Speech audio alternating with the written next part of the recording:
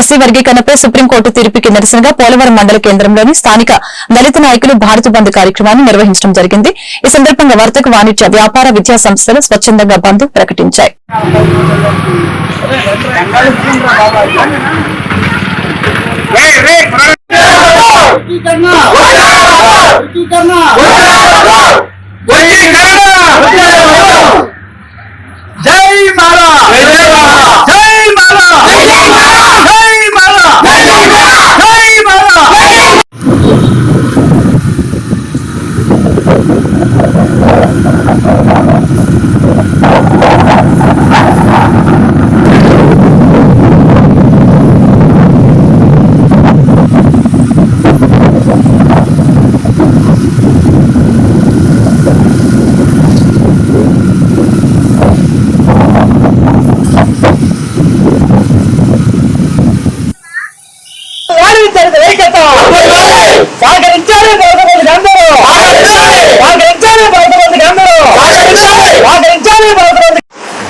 భారత్ బంద్లో భాగంగా ఈరోజు వర్గీకరణ వ్యతిరేక పోరాట సమితి ఆధ్వర్యంలో పోలవరంలో బంద్ నిర్వహించడం జరిగింది.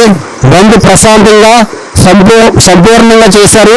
వ్యాపారస్తులు, ప్రభుత్వ కార్యాలయాలు, ప్రభుత్వ పాఠశాలలు, ప్రైవేటు పాఠశాలలు అందరూ మాకు సంపూర్ణంగా సహకరించారు. వర్గీకరణ అంశం అనేది చాలా సంక్లిష్టంగా ఉంది.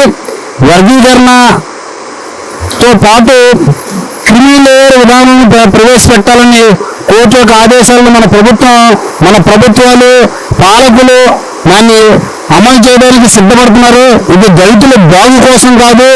దళితులు ఒక శతాబ్ద కాలం వెనక్కి ప్రక్రియ. ఈ క్రిమిలేయర్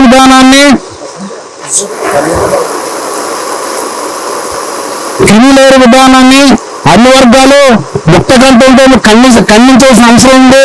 దీంతో భారీ స్థాయి ఉద్యమం చేసి ఈ క్రిమిలేయర్ విధానం ఆపడం అనేది జరుగుతుంది. అదేవిధంగా వర్గీకరణలో ఒక రాష్ట్రానికి ఒక్కొక్క పంట ఉంది. ఇది అశాంతికి గురి చేయడం మాత్రమే. పాలకులు ఈ భావోద్వేగాలతో ఓటును దండుకోవడం కోసం మరి ఈరోజు పోలవరం మండలం భారత్ బంద్ లో భాగంగా ఇవాళ చాలా ప్రశాంతంగా ఇక్కడ నిర్వహించాం. వ్యాపార సమస్యలు కానీ, ఉద్యోగ సమస్యలు కానీ, ప్రభుత్వ సమస్యలు కానీ, గాంధీ షాపులతో సహా ఇవాళ ఇక్కడ సంపూర్ణ బంద్ చక్కగా అందరూ సహకరించి అందరి సహకారాలతోటి ఇక్కడ సంపూర్ణ బంద్ ఏర్పడ్డది. ఈ బంద్ సహకరించిన అందరికీ ప్రత్యేక జైలు తెలియజేస్తున్నాం. రాబోయే కాలంలో ఇంకా ఈ రిజర్వేషన్ అడ్డుకోవడానికి మనం ఉద్యమించాలి. ప్రతి ఒక్కరు ఒక ఇంట్లో ఒక సైనికుల్లాగా ఈ ఉద్యమానికి రావాలని పిలుపునిస్తున్నాం.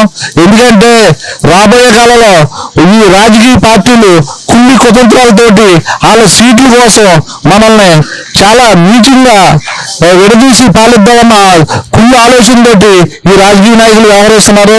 ఈ వ్యవహారాన్ని ఖండిస్తాక ప్రతి ఓళ్ళు ఇంట్లో ఒక సైనికుల్లాగా అంబేద్కర్ ఆలోచన విధానమే ఈ దేశానికి శరణ్యం అన్న భావంతో ప్రతి ఒక్కరు వచ్చి